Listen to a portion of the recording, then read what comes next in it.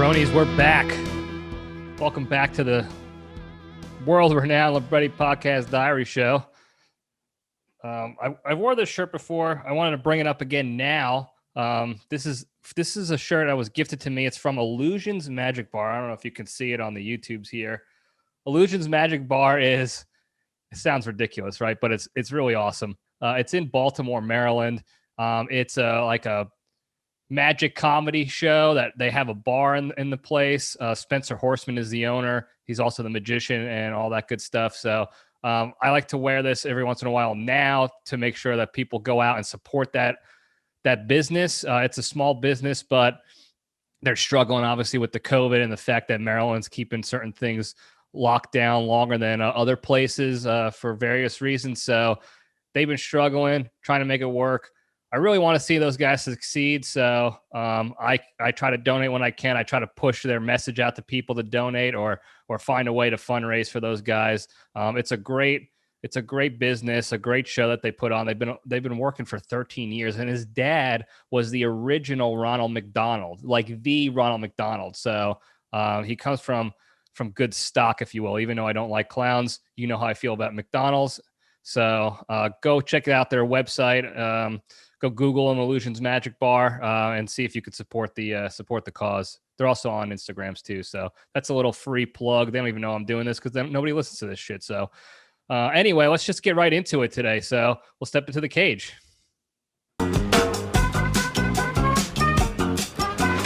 Okay, let's run. All right. Reading from my computer notes here since I lost my notebook. I left it at work and I didn't write my shit down. So there you go. Today's Into the Cage segment is sponsored by Dangerous David's Workout Gloves. If you're a true gym-going beefcake and you want to take your workouts to the next level, then you absolutely need a pair of Dangerous David's Workout Gloves. Made from the finest and softest cat hide in the country, Dangerous David's gloves are guaranteed to grip better, protect your whittle hands from calluses better, and make you look better than any other workout glove on the market. So for all you beta bitch boys who are tired of trying to be a real man and lifting those 2.5-pound dumbbells barehanded, get yourself a pair of Dangerous David's workout gloves today by visiting www.foreskinhands.com and use the promo code BETA for 4% off your first pair. So go get those gloves, guys. There's too many of you out there I see at the gym struggling to hold on to the barbell or a dumbbell because your hands just can't hack it, and you need that gription. So go get some David's. The cat hide is unrivaled. It really is. It really steps your game up. And if you really want to be the guy that everyone's looking at and filming and checking out in the gym, get those gloves today. You won't regret it, I promise you. Okay, so the fact today, this is actually submitted to me by a fan, so that was pretty cool. So everybody, I think, knows who Kat Dennings is.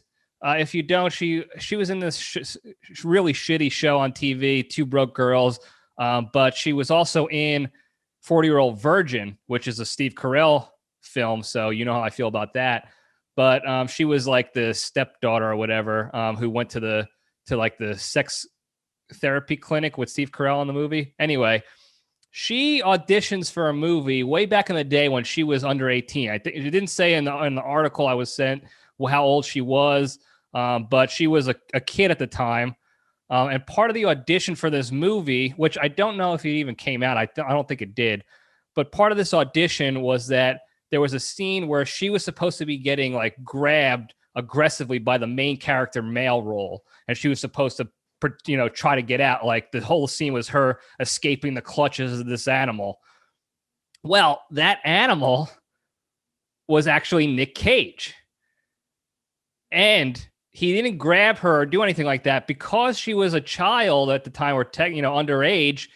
He decided that he was going to step back and not do that scene for her audition out of respect for her and the fact that she was just a child, and he didn't want to make her feel uncomfortable or disrespected or anything like that. So she ended up actually miming the scene by herself and pretending that some fake person was grabbing her. She was trying to escape that.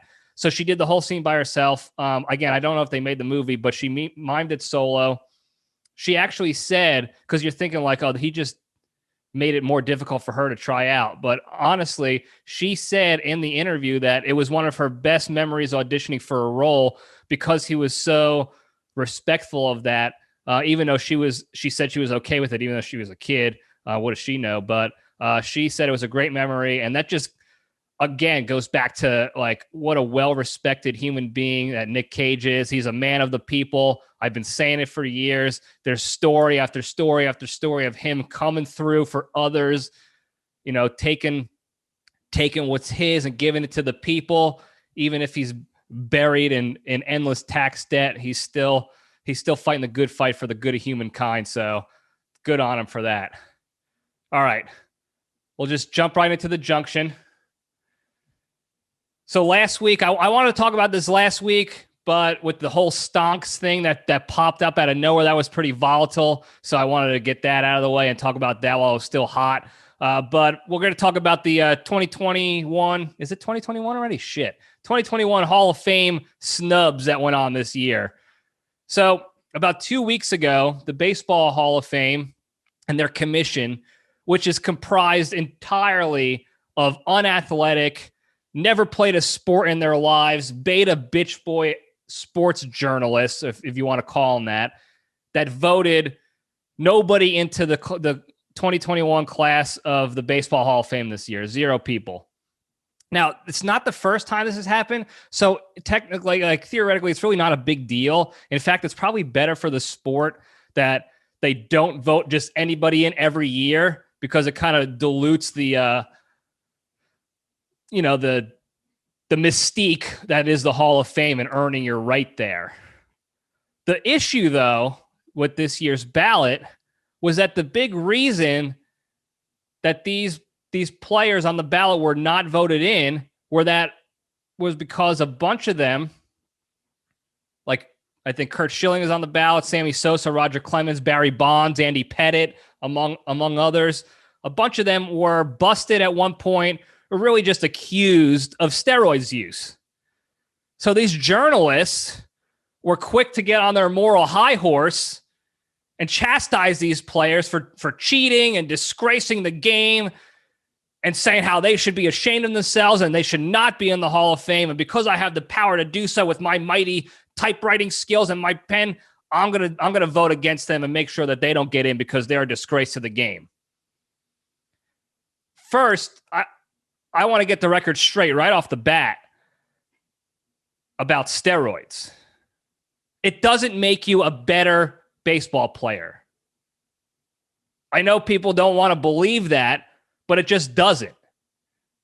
Okay? It doesn't. You don't inject your ass with steroids and all of a sudden you're a Hall of Fame caliber athlete in any sport, let alone baseball.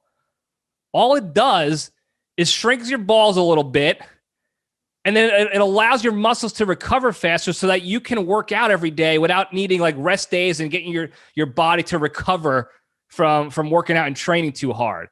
It does the recovery instantly. So you still have to get in the gym and work your ass out every day, or it's not going to do anything. You're going to be a fat shit with tiny balls.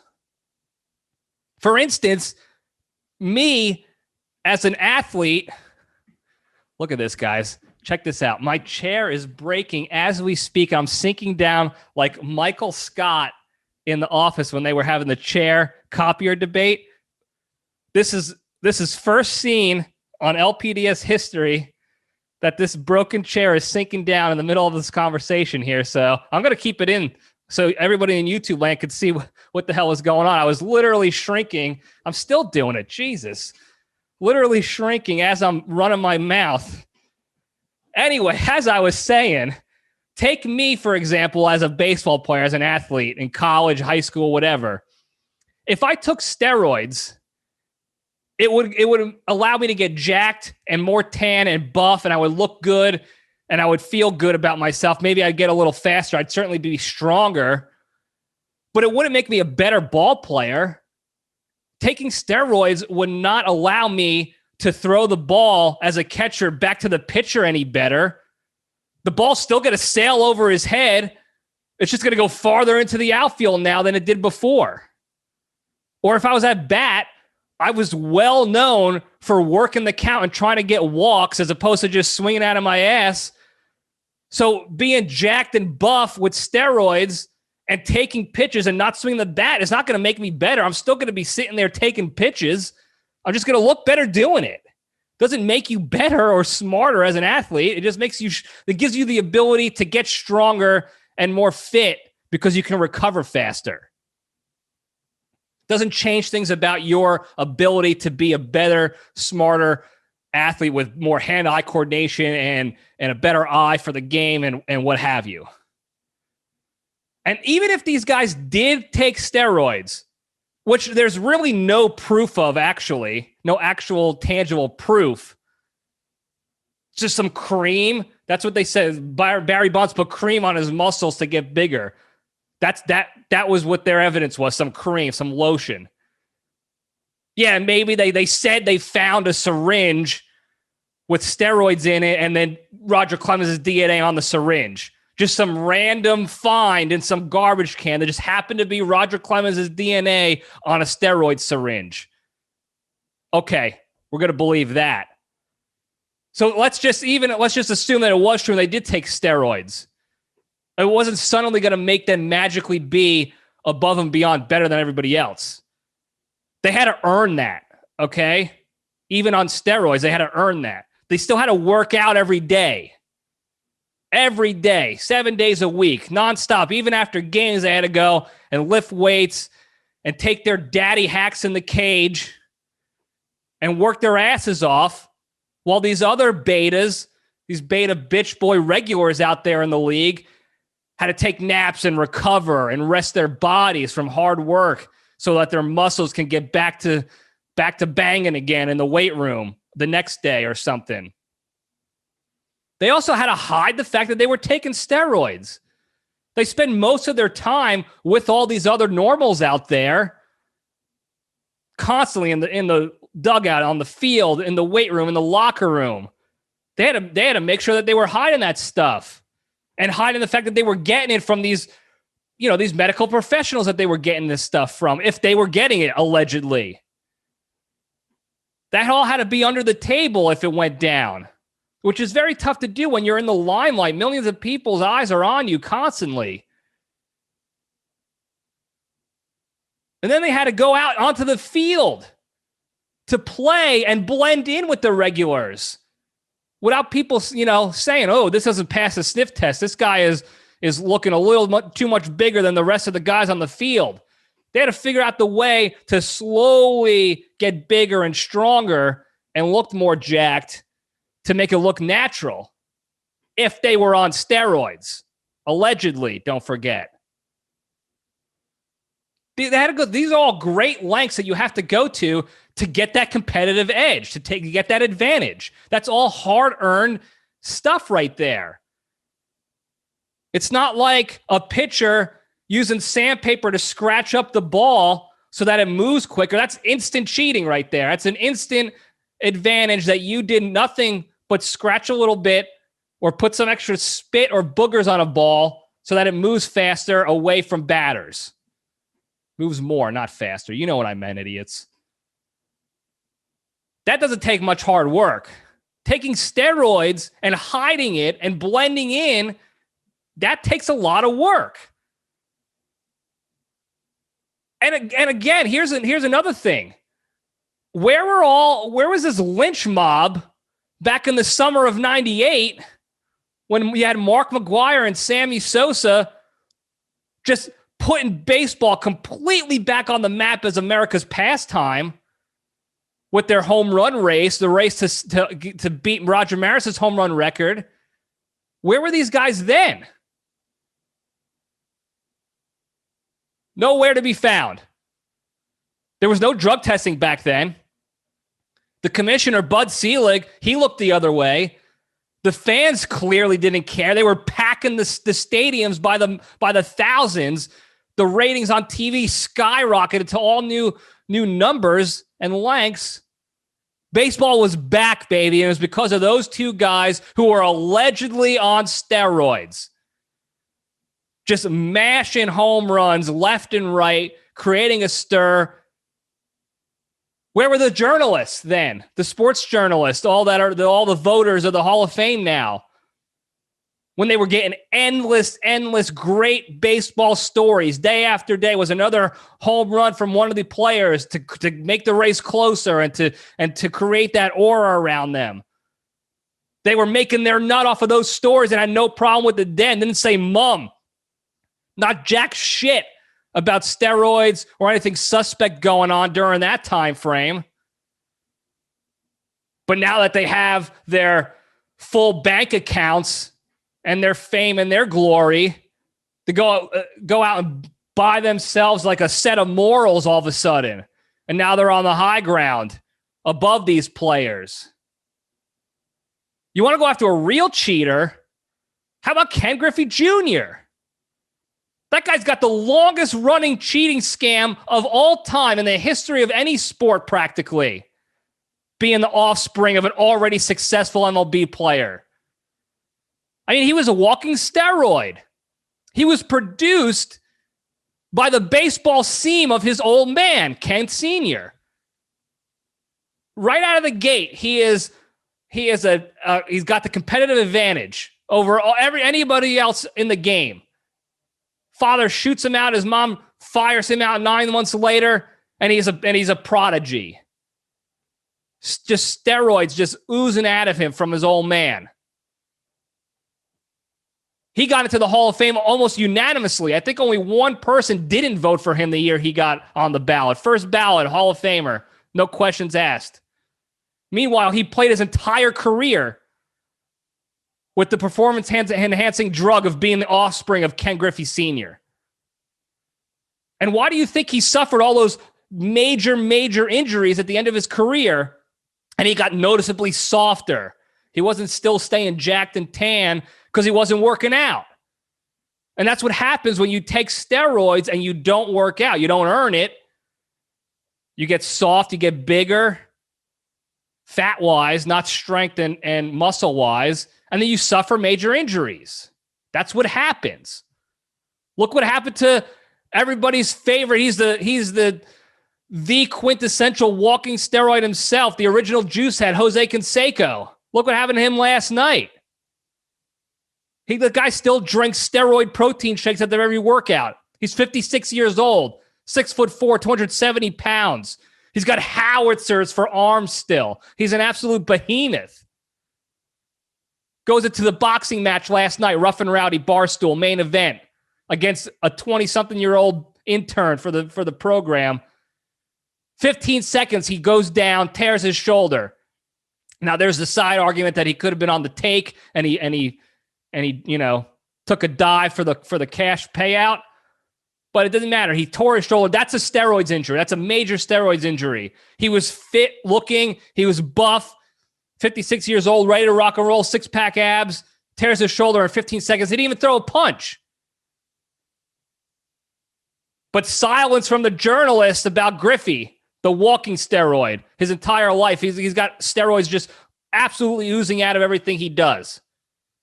Instead, these ramen noodle-looking journalists and even Congress have been going after these other hardworking ball players like Bonds and Clemens and Sosa for years. These heroes of the diamond. And for what? Because they made the game great again? Because they put asses in seats day after day? Clemens with 20 strikeouts in a game. I don't know how many times he did that. Barry Bonds breaking every home run record possible. I think every walk record, too. He walked a lot also. These guys put fans in the stands, and everybody loved it until they all retired, and it was time to move on for the bigger, better thing, and it wasn't these guys. So now these journalists get in their ivory tower and start chastising them. Oh, they screwed over every other player who is actually working hard out there, and it's not fair. No, they didn't. Look, they're all in the major leagues. MLB, they made it. That's the highest level of baseball that you can play. Everybody in the league made it. Whether you're regular, you're on steroids, whatever, you made it. You're in. You're good to go. So cry me a river that I had to work harder than these guys because they were on steroids. That's false. I just debunked that 5 minutes ago. The alleged steroids user had to work harder than you ever even imagined with your rest days and your vacations and your naps. And how badly did they really screw you over anyway? You're all super millionaire, successful MLB ball players. Even the worst Major League Baseball player, who's probably Gary Sanchez on the Yankees right now, guy bats 147 all year and hot dogs on a home run. Every time he hits a home run, he big leagues it like he's fucking Babe Ruth. Sorry, Terrence, family show. Even he, as the worst MLB player out there, is still a Major League Baseball player worth millions of dollars. Successful. They made it. Okay? They're probably sitting there crying about the steroids users wiping their tears with $100 bills. Sorry you didn't adapt or die. That's the name of the game. Adapt or die. Somebody's better than you, you got to work harder than them to be better than them. That's what we've been saying this entire show. You got to adapt or die. Meanwhile, these other guys, these Bonzes and Sosas of the world who did adapt are getting run through the ringer for it by these fungo bat-sized journalists who can't even pick up a baseball without hurting their shoulder or needing Dangerous David's workout gloves. Give me a break. The only good thing that they did was that they still did not vote in Curt Schilling. And I got news for you, Kurt. It's not because they think your fat ass was on roids the entire time. Okay? It's because you barely made it to 200 victories, 200 wins in your 20-year career. You didn't even make it to 250 wins in your entire 20-year plus career. You never won a Cy Young, which means in your entire career, there was not 1 year where you were the most dominant pitcher in your league. Nobody thought that ever in your entire career. You maybe had 1 or 2 notable, strong, good performances in a playoff game that actually helped your team advance or make it to the World Series or whatever. I remember the Blood Sox game that everyone talks about when you were on the Red Sox. So there's that. But that's it. You had a slightly above average career. You're not a Hall of Famer. So if you want to cry on Twitter and bitch and moan that it's not fair and they're doing it because they're discriminating against me and I'm taking my name off the ballot now and they're not going to vote, don't vote for me next time. Fine. Nobody's going to miss you, dude. I promise. Nobody gives a shit that you're not in the Hall of Fame. So for once, these non-athlete journalists, sports journalists got it right. In the meantime, maybe next year, you guys should remember all the good things that these guys brought to the game. These other players, these Sosas, these Bonds, these McGuires, these other heroes working their asses off, bringing fans to the game, revitalizing the entire sport of baseball. Remember that. Hardworking, non-cheating super athletes that made the game great in the late 90s, early 2000s. Remember that when you were making your nut off of their successes too, when you go vote next year. Also, maybe remember all the shitty, sleazy things you did back in the day to get where you are today. Before you get back on your high horse, on your ivory tower, making moves like the puppet master you are, thinking you're hot shit because you get to have the final say whether these guys get immortalized in baseball lore. Also, maybe remember all the shitbags and assholes that are currently in the Hall of Fame that you didn't seem to have a problem with before when you voted them in. A lot worse people in there. Cheaters, violent offenders, animals. But they're in there. Remember that before you try to take the moral high ground, the ethical high ground with these couple of hard workers. These guys who had a little ingenuity, try to think of a different way to get better, use their brains and worked hard. Think about that. And for God's sakes, put Pete Rose in the Hall of Fame already. The guy's the all-time hits leader by a mile. Nobody's going to touch his career hits record. Untouchable record. Guy hustled his ass off. He literally would dive in the air to slide into bases. He was such a hustler. Worked his ass off for an entire career, bringing championships to his team. Never took a day off in that regard. Always worked his ass off and tried. Never gave up on anything. Was never a failure in that regard. Never quit. Charlie Hustle, they called him, because he was a hustler. He was an animal. Oh, because he bet on baseball. He was a manager and he was betting games that weren't even involving his own team. He was putting money on other games. He's a monster to the sport. He's a disgrace. Meanwhile, you have guys literally still playing in the league. I forgot the one dude's name on the Cubs who beat the shit out of his wife and they brought him back. There's other guys too. I want to say Chapman, Aroldis Chapman. Did he beat his wife too? You got people actually going out there beating the shit out of human beings, women, and they're back in the game. No problem. This guy puts a couple bucks down on the Dodgers to lose one day, and now he's banned from baseball. Get your heads out of your asses. Do the right thing. And get Pete Rose back in baseball. If you want to redeem yourselves for this bullshit steroids witch hunt that you're on, fix what you did with Pete Rose and get him back in baseball and back in the Hall of Fame where he belongs. And that's all I got today, guys. I'm heated. I'm all hot and bothered. I don't know if you could see the sweat dripping down me like a goddamn gavone. But thanks for listening today. I hope you enjoyed. Don't forget, check out the website, johnlibretti.com. It's got all the episodes and stuff. There will be more to come. Stay tuned. I promise. There will be more to come eventually. I'm getting there. The one-man show here, okay? Thank you again. I love you all. Stay strong.